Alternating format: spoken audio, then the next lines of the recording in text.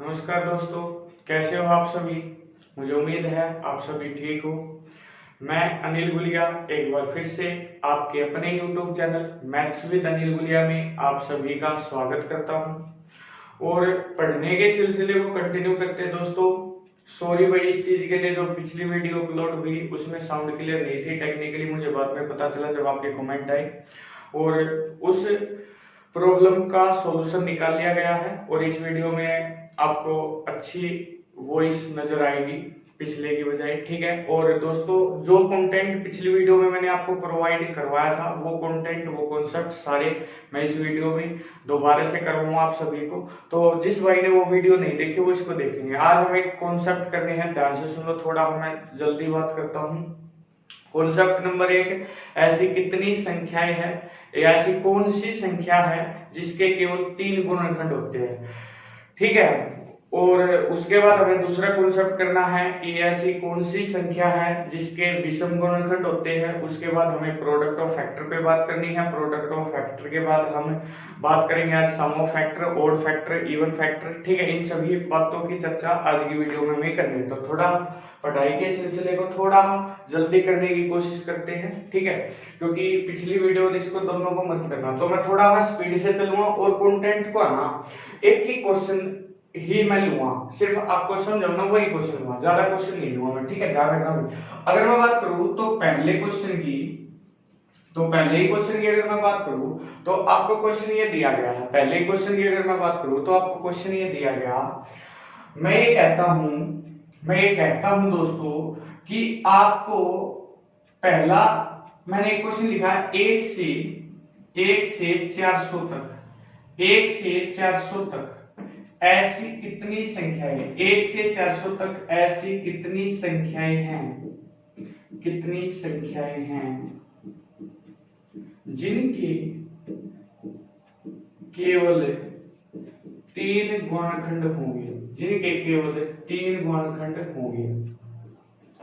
1 से 400 तक ऐसी कितनी संख्याएं हैं जिनके केवल 3 गुणनखंड होंगे, ठीक है दोस्तों। तो इस क्वेश्चन पे आपको काम करना है कि आप एक ऐसा कॉन्सेप्ट यहां से निकालोगे या सीखोगे दोस्तों, जो मैं आज आपको सिखाऊंगा कि उसमें है ना कोई भी संख्या जो मैं आपको बताऊंगा उस संख्या की जो आप फैक्टर निकालोगे ना, गुणनखंड निकालोगे, तो हमेशा केवल कितने होंगे, 3 होंगे संख्या में। तो अब यहां से मुझे कॉन्सेप्ट सिखाना। कॉन्सेप्ट क्या कहता है, ध्यान से समझना भाई। अगर कोई भी प्राइम नंबर अभाज्य संख्या, पिछली वीडियो में मैं बता चुका हूं, अभाज्य संख्या वो होती है जिसके केवल 2 गुणनखंड होते हैं। आप ये बोल सकते हो भाई, या वो संख्या जो स्वयं से या सिर्फ 1 से डिवाइड होती है वो संख्या क्या होती है, अभाज्य संख्या यानी प्राइम नंबर। दोस्तों मैं एक संख्या लेता हूं 5, ये 5 जो है ना ये प्राइम नंबर है। जब आप किसी भी प्राइम नंबर अभाज्य संख्या का स्क्वायर कर दो, उसका स्क्वायर कर दो, वर्ग कर दो, तो 5 का स्क्वायर 25। स्क्वायर किसका हुआ ये ध्यान करना, स्क्वायर हुआ है अभाज्य संख्या का और संख्या क्या बनेगी 25। तो जब ये अभाज्य संख्या का वर्ग करने के बाद जो संख्या बनेगी उस संख्या के फैक्टर अगर आप देखोगे तो इसके फैक्टर कौन कौन से होंगे, 1, 5 और कितना होगा 25। तो आप कहोगे सर कितने फैक्टर होंगे, 3 होंगे। अब आपने एक अभाज्य संख्या ले ली भाई, 3 ले ली और 3 का स्क्वायर करूंगा तो कितना हो जाएगा संख्या 9। अब 9 के फैक्टर देखोगे आपको कि सर 1 होगा, 3 होगा और कौन होगा भाई 9 होगा। तो यहाँ पे भी फैक्टर कितने हैं, 3 ही हैं। तो आप ये कॉन्सेप्ट लिखोगे अपनी कॉपी में, किसी भी अभाज्य संख्या की वर्ग को करने, किसी भी अभाज्य संख्या की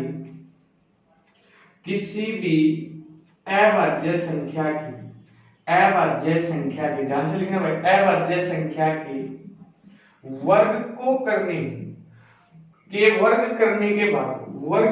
के बाद प्राप्त संख्या की केवल 3 ही गुणनखंड होते हैं, ध्यान से समझना। जो मैं बोल रहा हूं उसको आप लिख लो, ठीक है। किसी भी अभाज्य संख्या के वर्ग करने के बाद, किसी भी अभाज्य संख्या है 5 है, इसकी अभाज्य संख्या थी 5 और इसका वर्ग किया 25, वर्ग करने के बाद प्राप्त संख्या के केवल 3 ही गुणनखंड होते हैं। आपको ये पॉइंट याद होना चाहिए। अगर ये पॉइंट याद है तो आप इस क्वेश्चन को चुटकियों में सॉल्व कर लोगे। ठीक है, अब इस क्वेश्चन को कैसे करना, उसने कहा 1 से 400 तक, भाई उसने कहा 1 से 400 तक ऐसी कितनी संख्या है जिसके 3 गुणनखंड होंगे। तो आपको एक बात पता है जी, जो 400 से छोटा क्या होगा, परफेक्ट स्क्वायर नंबर होगा। तो आपको जी 400 से छोटा परफेक्ट स्क्वायर नंबर कितना होगा, 361 होगा। 1 से 400 तक, वैसे हम 400 देखेंगे तो 400 को भी काउंट कर सकते हैं, लेकिन आप एक चीज देखोगे 400 जो है ना वो 20 का है, और 20 क्या होगा, भाज्य संख्या, तो इसलिए मैंने 361 छोटा ले लिया था। ठीक है भाई, आपको क्लियर समझाने के लिए। वैसे अगर 1 से 400 तक बोलता ना तो इस 400 को भी शामिल करना होता, समझ आएगी बात भाई, ये भी एक पॉइंट होता है। बीच में क्या देता ना, 1 से 400 के बीच में, तो हम किसको काउंट करते, 361 को, समझ आएगी बात। तो आपको सर या तो 400 हो परफेक्ट स्क्वायर नंबर, या उससे छोटा हो, तो मान लो 400 है, और क्लियर हो जाएगा कॉन्सेप्ट, 400 मान लो आप। ठीक है, लेकिन ये 400 किसका स्क्वायर हुआ, आपको सर 20 का स्क्वायर हुआ, ये तो भाई 20 का स्क्वायर होगी तो 400 होगा। आपने पता किया ऐसी वो संख्या होती है जिसके 3 गुणनखंड होंगे जो प्राइम नंबर का स्क्वायर होगी, प्राइम नंबर का स्क्वायर। इसका मतलब है कि 400 से छोटे जितने भी स्क्वायर है ना, वो स्क्वायर अगर किसी प्राइम संख्या का है तो उसके 3 गुणनखंड होंगे। तो आप कह दोगे सर 300, तो आपको सर 20। अब आपको है ना स्क्वायर नहीं देखने, आप क्या करोगे, संख्या देखोगे, यानी 1 से 20 तक आप ये देख लो कौन सी संख्या प्राइम है। आपको सर प्राइम तो 2 है, 3 है, 5 है, 7 है, 11 है, 13 है, 17 है, 19 है।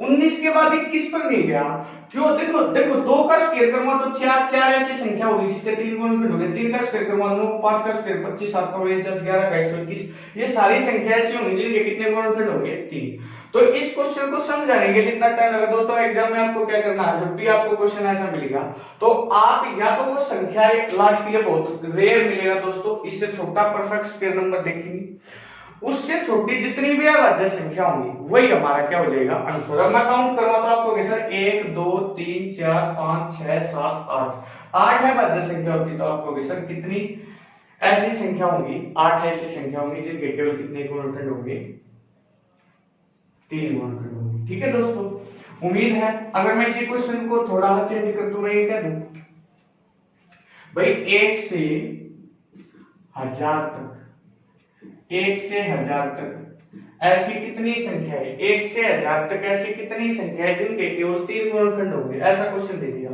अब 1000 तक की बात होगी तो 1000 तो किसी का परफेक्ट स्क्वायर नंबर होगा नहीं। 1000 से छोटा परफेक्ट स्क्वायर नंबर देखो, आपको सर 961 होता, 31 का 961 होता स्क्वायर करेंगे तो। अब 31 का होता है, तो 31, 1 से लेकर 31 तक जितनी भी अभाज्य संख्या होंगी उनको काउंट करूंगा, वही हमारा क्या हो जाएगा, आंसर हो जाएगा। आपको सर 2 होता है, 3 होता है, 5 होता है, 7 होता है, 11 होता है, 13 होता है, 17 होता है, 19 होता है। उसके बाद कौन सा होगा भाई अपना, 23 होगा। 23 के बाद कौन सा होगा, 29 होगा। 29 के बाद कौन सा हुआ, 31। 31 को शामिल करना है क्योंकि 31 961 का होता है, समझ आएगी बात भाई।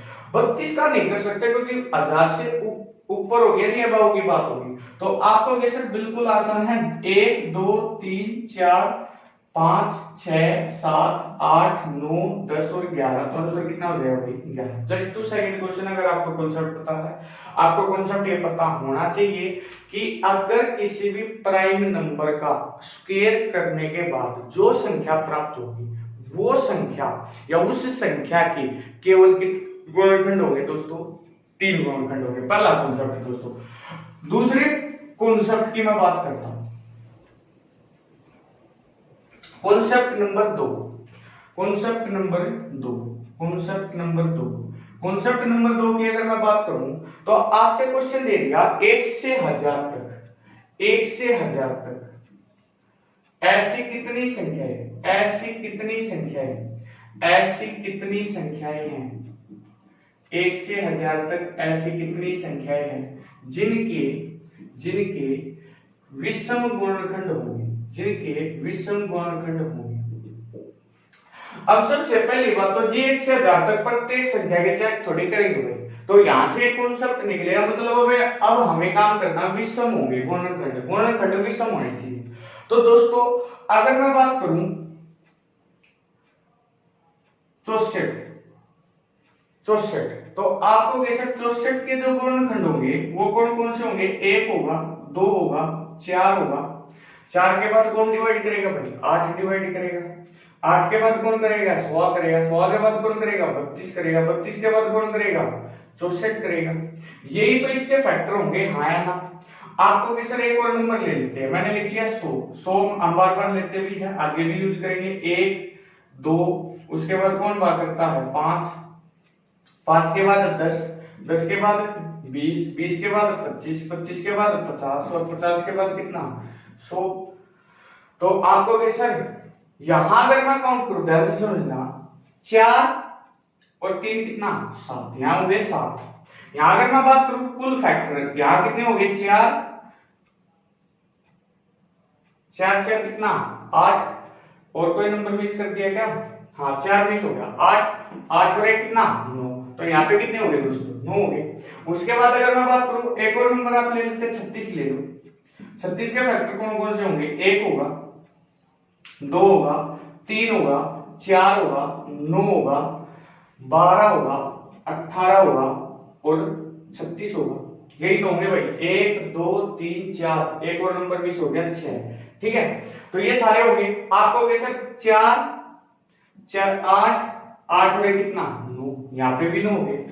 मतलब आप एक आइडिया लगाइए दोस्तों, ये 64 100 36 ऐसा क्या है इनमें। अगर मैं एक नंबर लिख दूं 20, तो आपको कैसे 20 को डिवाइड करा, 1 2 4 5, उसके बाद 10 और कितना भाई 20, तो आपको कैसे 3 और 3, यहाँ तो 6 हो गए।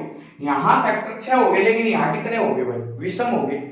इसका मतलब यहाँ ओड फैक्टर कब है, तो आपको यहाँ से कॉन्सेप्ट मिल गया, अगर किसी भी परफेक्ट स्क्वायर नंबर के गुणनखंडों की संख्या हम निकालते हैं तो वो हमेशा क्या होगी, विषम होगी, ओड होगी। किसी भी पूर्ण वर्ग संख्या के गुणनखंडों की संख्या हमेशा विषम होती है। अब कुछ बच्चे कहेंगे सब 4, देखो भाई 4 के कौन कौन से होते हैं, 1 2 कितना होगा, 4।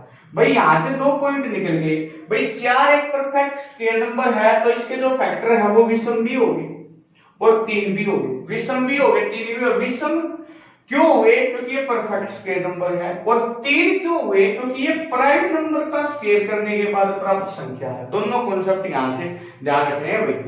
अगर प्राइम नंबर का स्क्वायर करने के बाद संख्या प्राप्त होती है तो 3 होंगे। अगर कोई भी परफेक्ट स्क्वायर नंबर सिंपल लिखा गया है तो उसके हमेशा क्या होंगे, विषम होंगे। क्लियर है दोस्तों। अब क्वेश्चन दे दिया 1 से 1000 तक, भाई 1 से 1000 तक ऐसी कितनी संख्या है जिनके विषम गुणनखंड होंगे। तो आपको एक बात पता चल गई जी, 1000 या 1000 से छोटा जो भी परफेक्ट स्क्वायर नंबर होगा ना, वहां तक जितने भी स्क्वायर हम करेंगे तो उन सब के परफेक्ट, आपको सर 1000 से छोटा तो 961 हो जाएगा। तो 961 हो गया 31 का, तो 30 का स्क्वायर कितना होगा, 900। भाई 900 के भी, 961 के भी, और भाई 30 से छोटा 29 851। उसके बाद कौन सा आ जाएगा, 28 784। मतलब ये ऐसी सीरीज बनती चली जाएगी। स्टार्टिंग कहां से हो जाएगी, 1, उसके बाद क्या आ जाएगा भाई 4 आ जाएगा, उसके बाद कौन आ जाएगा 9 आ जाएगा, उसके बाद कौन आ जाएगा 100। मतलब ये सीरीज बनेगी। तो अब ये थोड़ी है कि मैं एक के नंबर को लिखूंगा सीरीज में, मैं क्या लिखूंगा 1 से 1000 तक, स्टार्टिंग 1 से है तो आप लास्ट नंबर जो है ना 1000 उससे छोटा परफेक्ट स्क्वायर नंबर देंगे। 961 होता, किसका होता दोस्तों, 31 का। तो ऐसे 31 ही तो संख्या होगी भाई, ये 1 का होगा, ये 2 का होगा, ये 3 का होगा, ये 4 का होगा, ऐसे ही सीरीज बन जाएगी, 31 का होगा। तो 1 से 31 तक कुल कितनी संख्या होगी, 31 होगी। तो आप ये कह सकते हो 31 संख्या होगी। क्लियर है दोस्तों, उम्मीद है आपको ये कॉन्सेप्ट समझ आ गया होगा। ठीक है, चलते हैं। इसमें क्वेश्चन ये भी पूछ सकता है, जरूर नहीं 1 से 1000 तक, उसने क्या दिया 1 से 680 तक, 1 से 680 तक ऐसी कितनी संख्या है जिनके विषम गुणनखंड होंगे। तो आप देखोगे 680 से छोटा नंबर क्या है, 676, किसका, 26 का। तो 1 से 26 तो कितने होंगे, 26 ही संख्या होंगे। तो आपको कुल कितनी संख्या होंगे, 26 होंगी। क्लियर दोस्तों, ये कॉन्सेप्ट भी अपना कंप्लीट हो गया। अगर मैं बात करूं अगले कॉन्सेप्ट की, तो आपको कॉन्सेप्ट पढ़ना है, हेडिंग बना लीजिए product of factor. Product of factor. ये पिछली वीडियो में मैं कवर करवा चुका हूं वैसे, लेकिन साउंड प्रॉब्लम के कारण मैं इसका दोबारा रिवीजन करवा रहा हूं, ताकि ये इंपॉर्टेंट है क्योंकि ये तो नई चीज है भाई बिल्कुल। ठीक है, अगर मैं बात करूं प्रोडक्ट ऑफ फैक्टर की, तो यहां से मैं आपको एक बेस से उठाऊंगा और बेस से उठा, देखो सीधा फॉर्मूला कहां से डेवलप हुआ वो भी बताऊंगा, और बेस से उठाकर आपको ऐसे क्वेश्चन पे लेके जाऊंगा जो मेंस में आएगा, तो वही बच्चा कर पाए जिसको कॉन्सेप्ट पता हो, और वो आपको देखोगे ना तो आपको पता चल जाए दोस्तों। अगर मैं बात करूं प्रोडक्ट ऑफ फैक्टर्स, तो एक छोटा नंबर ले लेते हैं, आपको कैसे 36 ले लेते हैं, 36 ही ले लेते हैं। आपको कैसे 1 2 3 4 6 9 12 18 और 36। भाई 36 लिया और 36 के लिए मैंने सारे फैक्टर लिख दिए, क्लियर है दोस्तों। उसके बाद मैंने एक नंबर लिया, अपना नंबर ले लो आप कोई भी, ठीक है, मैंने ले लिया 100 और ले लेते। तो आपको कैसे 1 भाग करेगा, 2 भाग करेगा, 2 के बाद कौन भाग करेगा जी, 4 भाग करेगा, 5 भाग करेगा, 10 भाग करेगा, 20 भाग करेगा, 25 भाग करेगा, 25 के बाद 50 भाग करेगा, उसके बाद कौन भाग करेगा 100 भाग करेगा। तो आपको कैसे ये 100 के लिख लिए। उसके बाद मैं एक और नंबर लेता हूं, देखो मैं हर चीज आपके सामने रखूंगा और प्रूव करूंगा, ये नहीं कि कुछ भी लिख दिया। 20 और ले लेते हैं, 20 कोई संख्या ले लिया हमने, तो आपको कैसे 1 2 4 5 10 और कौन भाई 20। यहां से मैं एक पॉइंट बताऊंगा दोस्तों, ध्यान से समझो बात को। अगर कभी कोई भी परफेक्ट स्क्वायर नंबर लिखा है, ये 36 परफेक्ट स्क्वायर नंबर, ये 100 परफेक्ट स्क्वायर नंबर है, तो मैंने अभी बताया था 5 मिनट पहले ही, उसके जो गुणनखंड होंगे वो भी सम होंगे। आपको कैसे 3 3 6 और 3 कितना 9, 3 3 6 और 3 कितना 9। और अगर कोई भी भाज्य संख्या आप लेते हो तो उसके गुणनखंडों की संख्या हमेशा क्या होगी, इवन होगी। ये पॉइंट भी आप याद रखोगे दोस्तों। तो याद देखो 3 और 3 कितने हो गए 6, हो गया ना इवन, क्योंकि यहाँ एक गुणनखंडों की संख्या 6 है, या कितनी है 9 है, या कितनी है 9 है। अब ध्यान से समझो, मुझे इन सब की मल्टीप्लीकेशन करनी है, और यहाँ आप एक चीज देखोगे, मैंने जो फैक्टर लिखे हैं ना वो एक असेंडिंग ऑर्डर में लिखे, यानी बढ़ते क्रम में लिखे। ये नहीं कि मैंने इस 2 को पीछे लिख दिया और 36 को आगे लिख दिया, समझ आएगी बात। मैंने सीरीज में लिख दिया, यानी बढ़ते क्रम में असेंडिंग ऑर्डर में चीजों को लिखा, फैक्टर्स को। अगर मैं बात करूं, ध्यान से समझना, मुझे ये सब अब तक हमने देखा, ये संख्या में कितने हैं, ये ओड कितने हैं, ये इवन कितने हैं, परफेक्ट स्क्वायर कितने हैं, परफेक्ट क्यूब कितने हैं, ये सारी चीजें हम पिछली वीडियो में चर्चा कर चुके हैं।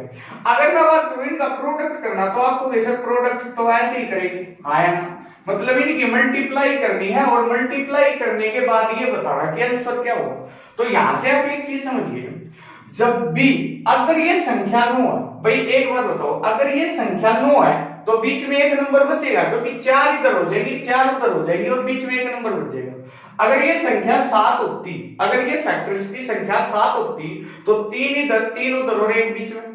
अगर ये संख्या 27 होती तो 13 इधर हो जाते, 13 उधर हो जाते और एक बीच में हो जाता। हाँ या ना दोस्तों, उम्मीद है आप ये बात समझ पा रहे हो मेरी। अगर मैं बात करूं, जब भी ऐसा हो तो आप फैक्टर्स के ये कॉन्सेप्ट की खासियत, अगर आप उनको असेंडिंग ऑर्डर में लिखोगे ना, तो फर्स्ट और लास्ट की मल्टीप्लिकेशन सेम वही होती है जो वो नंबर होता है। स्टार्टिंग से सेम नंबर और एंडिंग से अगर सेम नंबर के अगर मैं मल्टीप्लाई करूंगा, अगर फैक्टर असेंडिंग ऑर्डर में है तो स्वयं नंबर के बराबर होती है हमेशा। तो आपको कीजिए 18 दूनी 36, आया ना, देख लो आप, 3 गुणा 12 कितना 36, 4 गुणा 9 कितना 36, और बीच में कितना बच गया 6।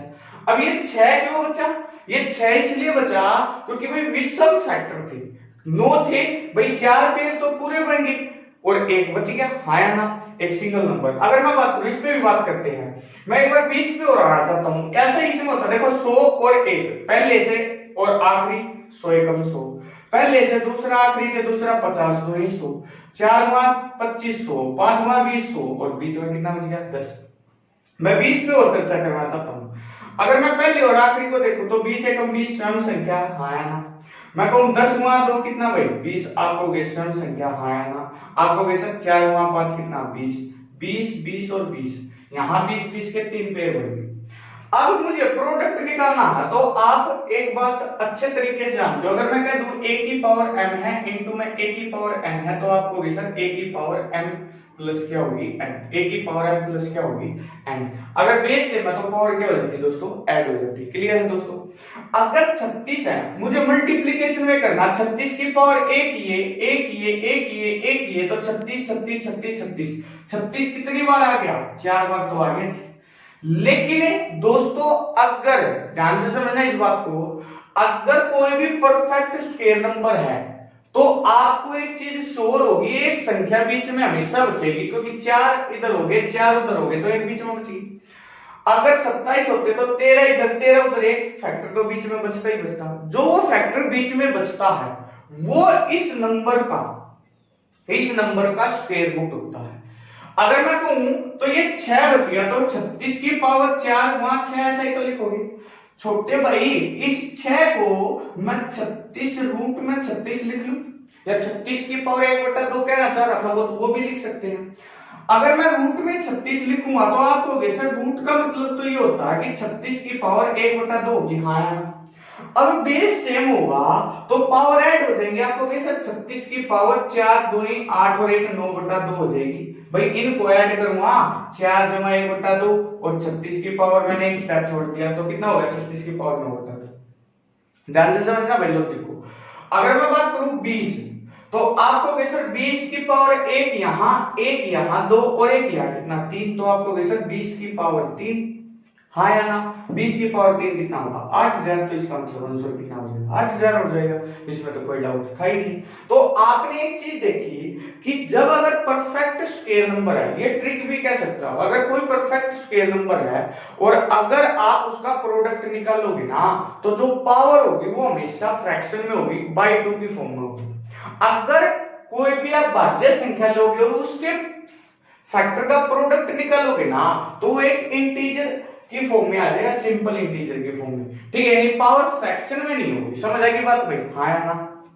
अगर मैं बात करूं तो यहां तक तो क्लियर हो गया। अब यहां पे एग्जाम में जी ऐसा थोड़ी करना है। एग्जाम में आपको क्या करना है, जैसे मैं सीधा 36 है, 36 की ये तो मैंने ये दिखाया कि जो अब मैं फॉर्मूला बताऊंगा वो यहां से निकला है, आप उस बात को समझ सकते हो। और यहां से मैं अगला ही क्वेश्चन बोलूंगा, जिस भाई ने फैक्टर्स का कॉन्सेप्ट पढ़ रखा उससे वो क्वेश्चन जब करेगा ना तो उसको पता चल जाएगा पहले कितना था आज कितना। ठीक है, तो दोस्तों अगर मैं बात करूं 36 को क्या हुआ तो 4 हुआ 9, छोटे भाई 4 को लिख सकता हूं 2 का स्क्वायर है और 9 को लिख सकता हूं 3 का स्क्वायर, हाँ है ना। भाई मैंने फैक्टर 36 थे, 4 हुआ 9 लिखा, 4 क्यों लिखा क्योंकि 2 का स्क्वायर लिख सकता हूं, 9 क्यों लिखा क्योंकि 3 का स्क्वायर लिख सकता हूं। अब मैंने आपको सिखा रखा दोस्तों कि पावर में +1 करना है, पावर में +1 करूंगा। देखो आपको यहाँ नंबर ऑफ फैक्टर निकालने, नंबर ऑफ फैक्टर, और नंबर ऑफ फैक्टर में निकालना सिखा चुका हूं आपको। पावर में 1 जोड़ूंगा 2 और 1 3, पावर में 1 जोड़ूंगा 2 और 1 3 और डिवाइड कर दूंगा। अभी तो नंबर ऑफ फैक्टर की बात कर रहे हैं, चलो मैं फॉर्मूला बताता हूं। आपने देखा कि इसका फॉर्मूला सीधा हो गया, जो ये नंबर है ना ये नंबर लिखूंगा, नंबर ऑफ फैक्टर्स निकालूंगा इसकी, नंबर ऑफ फैक्टर्स और डिवाइड बाय कितना कर दूंगा 2। इसका मतलब मैंने देखा कि यहां अगर 36 है ना तो 36 लिखूंगा और 36 की पावर 3 दिया कितना हो गया 9 और बाद में कितना कर दो हमेशा 2, तो यही आ गया 36 की पावर 9/2 और यही अपना पहले आया था। ठीक है दोस्तों, तो मैंने आपको क्या सिखाया है कि उस नंबर की पावर में +1 करना है, इनटू करना है और डिवाइड कर देना। इसका सीधा सीधा फॉर्मूला बन गया नंबर ऑफ फैक्टर्स और डिवाइडेड बाय 2। जैसे 20 था तो 20 को कैसे लिखोगे आप, 20 को लिखोगे 4 पंजे 20, तो 2 की पावर 2 वहां 5 की पावर 1। अगर मैं 20 लिखूंगा फैक्टर्स निकालने, पावर में 1 जोड़ा 2 और 1 3, पावर में 1 जोड़ा 3 2 6 और 6 का आधा करना कितना 3, तो 20 की पावर कितना 3। उम्मीद है दोस्तों कि मैं जो आपको समझाना चाह रहा हूं आप समझ चुके हैं। देखो एक क्वेश्चन लेते हैं प्रोडक्ट ऑफ फैक्टर्स पे। अगर मैंने कह दिया 210 के गुणनखंडों का, क्वेश्चन ये आएगा 210 के गुणनखंडों का गुणनफल बताइए। ठीक है भाई, 210 के गुणनखंडों का गुणनफल बताइए, ऐसा क्वेश्चन आएगा। तो आप क्या करोगे सर 3 गुणा 7 और 7 5 गुणा कितना भाई 2, तो आपको सर बिल्कुल आसान है, 7 के 21 और 21 नहीं है 210 मैंने इस हिसाब से तोड़ दिया, हाँ या ना। ये भाई सोचो नंबर से खेलना सीखो, जब आसान लगेगा मैथ। 3 7 21 5 2 10, ठीक है भाई, तो मैंने इस तरीके से तोड़ा। अब क्या करना 210 है, आपको क्या करना पावर में 3 जोड़ना है, भाई इसकी पावर एक, इसकी एक, इसकी एक, इसकी एक, पावर में एक जोड़ो, एक और एक दो, पावर में एक जोड़ो, एक और एक दो, एक और एक दो, एक और एक दो, मल्टीप्लाई करो, 2 की पावर 4 16, या 2 गुणा 4, 2 को 4 बार मल्टीप्लाई करो 16, और 16 का आधा कितना 8, तो आपको वैसे 210 की पावर कितना 8। इसको सिंपलीफाई नहीं करेंगे, ऐसा ही ऑप्शन आपको मिलेगा। ठीक है भाई दोस्तों, तो ये था अपना प्रोडक्ट ऑफ फैक्टर्स, वो कॉन्सेप्ट भी मैंने आपको सिखा दिया। अब इस पे बेस ये चीजें देखो, ये चीजें जो नॉर्मल बच्चा है यार, भाई हम पढ़ते हैं ये सोचते हैं कि हमें मैथ आ गया, भाई मैथ में हमारे पूरे नंबर क्यों नहीं आ पाते, अभी बात बताता हूँ। ये चीज तो हमने पढ़ ली, इतनी गहराई में जाके भाई कोई नहीं पढ़ाता। दोस्तों सीधी ट्रिक बता देते हैं, नंबर ऑफ फैक्टर बाई 2, समझ आई बात भाई, आप देख लेना किसी के भी। अब मैं यहाँ से इतना मेहनत क्यों कर रहा हूँ, इतनी मेहनत इसलिए कर रहा हूँ क्योंकि अब मैं क्वेश्चन लिखता हूँ। देखो, यदि n एक पूर्ण वर्ग संख्या, यदि n एक पूर्ण वर्ग संख्या और उसके गुणनखंडों को बढ़ते क्रम में लिखा गया, उसके गुणनखंडों को बढ़ते क्रम में लिखा गया, बढ़ते क्रम में लिखा गया है, बढ़ते क्रम में लिखा गया है, तथा उसके गुणनखंडों को बढ़ते क्रम में लिखा गया, तथा 1 से रूट n के बीच, 1 से रूट n के बीच यदि 1 से रूट n के बीच यदि 13 गुणनखंड लिखे गए हैं, गुणनखंड लिखे गए हैं, तो संख्या n में, तो संख्या n के कुल गुणनखंडों की संख्या होती है, संख्या n के कुल गुणनखंडों की संख्या होती है। अब ये क्वेश्चन है, अब ये क्वेश्चन तो वही करेगा जिसने अभी पिछले 10-15 मिनट वीडियो को देखा, क्योंकि उसका कॉन्सेप्ट क्लियर हो गया, सब के बस की बात नहीं अभी ये क्वेश्चन करना। अब देखो दोस्तों, उसने कहा क्वेश्चन को इतना डेवलप कर दिया एग्जामिनर ने कि जिस बच्चे ने बिल्कुल बेसिक से पढ़ रखा ना, बिल्कुल गहराई में जाके जा, सीधे ट्रिक पढ़ने से पेपर नहीं निकलता। जब मेंस का एग्जाम होता है 200 में से 200 नंबर की बात होती है दोस्तों, तो वहां कॉन्सेप्ट भी क्लियर होने चाहिए जब सिलेक्शन है। अकेली ट्रिक से तो आप 100 में से 70 या 80 क्वेश्चन कर पाओ, जो 20 क्वेश्चन है ना वे कॉन्सेप्चुअल और वो वही करता भाई जो अच्छे तरीके से। आप 25 क्वेश्चन आ रहे हैं मैथ के, तो 20-22 क्वेश्चन कर लेते हो, लेकिन 25 के 25 करने हैं, तो कॉन्सेप्ट और ट्रिक दोनों चीजें चाहिए। ठीक है, अब ये क्वेश्चन आ गया, क्वेश्चन में कोई दम नहीं है, क्वेश्चन 2 साइड का भी मैं आपको दिखाऊंगा। अगर मैं कोई नंबर ले रहा हूँ 36, तो आपको कैसे 36 में तो बिल्कुल आसान है, फैक्टर में लिख रहा हूँ, थोड़ा स्पीड से लिख लेता हूँ, 1 2 3 4 6 9 12 18 और कितना भाई 36, अभी लिखे भी थे। आपने देखा था भाई अगर ये 9 है तो 4 इधर हो गए, 4 इधर हो गए, यानी ये संख्या बीच में 6 होगी। अगर ये 36 देखो तो ये 36 क्या था, मैंने बोला भी था परफेक्ट स्क्वायर नंबर, पूर्ण वर्ग संख्या थी। तो उसने यही तो बोला 36 के स्थान पर उसने क्या बोल दिया, n बोल दिया कि n एक पूर्ण वर्ग संख्या भाई कोई भी हो सकती है। अगर मैं बात करूं तो उसने कहा उसके गुणनखंडों को बढ़ते क्रम में ये भी लिख दिया, तथा 1 से, भाई 1 से तो शुरुआत होगी क्योंकि 1 तो सबका फैक्टर होगा, 1 से रूट n के बीच, 1 से रूट n। भाई अगर मैं इस 36 को देखूं तो ये 36 कैसा लिखा गया, रूट 36। अगर इसके स्थान पे n है तो यहाँ पे क्या लिखा गया है, रूट n लिखा गया, हाँ या ना। अगर ये 36 था तो रूट 36 ही 6 होता है, छोटे भाई ये n होता तो ये रूट n होता। और छोटे भाई आप एक बात बताइए, ये संख्या यहाँ पे जाके क्या हो जाएगी, n हो जाएगी, ये संख्या यहाँ पे जाकर कितनी हो जाएगी, n हो जाएगी, हाँ या ना। उम्मीद है दोस्तों कि जो कॉन्सेप्ट मैं आपको समझाना चाह रहा हूं आप समझ चुके। अगर मैं बात करूं, देखो यहां इस 1 से रूट n के बीच 3 संख्या है, 3 गुणनखंड है, तो इधर भी 3 ही गुणनखंड है, इसको छोड़ दो तो 3 इधर है, 3 इधर है, और ये 3 फिक्स है। तो जब भी ऐसा क्वेश्चन आएगा तो आपसे ऐसा ही बोलेगा 1 से रूट n के बीच है इतनी संख्याएं है, तो यहाँ पे कुछ गुणनखंड दे देगा। जैसे उसने कहा यहाँ 13 है, भाई अगर 13 इधर है तो 13 इधर भी होगी, हाँ या ना। आपको भी सर 13 इधर है तो 13 इधर भी होगी। मैं भी एग्जांपल आपको समझाने की कोशिश कर रहा हूँ बिल्कुल गहराई में जाके। 13 और 13 आपको सर 26 तो ये हो गए, और आपको सर 27 28 और कितना 29, तो कुल गुणनखंडों की संख्या कितनी हो जाएगी उसमें 29 हो जाएगी। तो इसकी एक ट्रिक भी आप ये कह सकते हो भाई 13 और 13 26, मतलब जितने बीच में गुणनखंड होंगे, बीच में गुणनखंड होंगे उनका हमेशा क्या करना है 2 गुना, और ये 3 नंबर हमेशा फिक्स होंगे, तो प्लस कितना कर दूंगा 3, प्लस कितना कर दूंगा 3 कर दूंगा, प्लस कितना कर दूंगा दोस्तों 3 कर दूंगा। हाँ या ना? आपको बोला गया क्वेश्चन, देखो अब मैं क्वेश्चन चेंज करूंगा, आप देखना 2 सेकंड में बता दोगे अगर आप कॉन्सेप्ट को समझिए। देखो उसने कहा यदि n एक पूर्ण वर्ग संख्या उसके गुणनखंडों को बढ़ते क्रम में लिखा गया, 1 से √n के बीच यहां क्या दिया 9 गुणनखंड लिखे गए हैं, 1 से √n के बीच 9 गुणनखंड लिखे गए हैं, तो आपको पता है जी अगर n पूर्ण वर्ग संख्या तो विषम होंगी और 1 से √n जरूर बनेगा, तो 9 और 9 18 और 3 फिक्स है, तो 18 और 3 आंसर कितना हो जाएगा 21। मेरा पेंटिंग के आपने आंसर बता दिया 2 सेकंड भी नहीं लगे, लेकिन क्या पता होना चाहिए ना दोस्तों कौन सा है। दोस्तों मैं आपको फिर एक ही बात बोलता हूं, मैं आपको बिल्कुल बेस्ट पढ़ाने की कोशिश कर रहा हूं। अगर आप साथ दे के पढ़ोगे ना और ये लगेगा आपको कि हाँ सर मैथ में जो डाउट होते थे ना वो सारे डाउट क्लियर करूंगा भाई, और मंडे से स्टार्ट करेंगे अपना अर्थमेटिक का एवरेज का टॉपिक, ठीक है। क्योंकि क्या हो गया कि ये कॉन्सेप्ट पूरा हो जाएगा। कुछ बच्चे कह रहे हैं, फोन करके कह रहे हैं, व्हाट्सएप पे कह रहे हैं कि सर अर्थमेटिक स्टार्ट करवा दो, क्योंकि उसके बाद सर कह रहे हैं कि एक आधा एडवांस का टॉपिक करवा दो।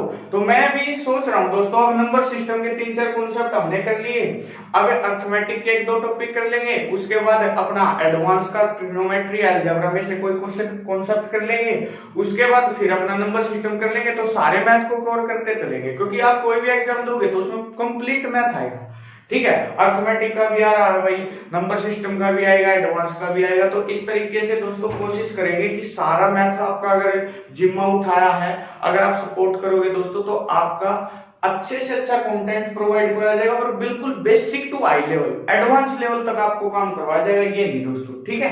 तो मिलते हैं दोस्तों, टेक केयर, बाय बाय दोस्तों।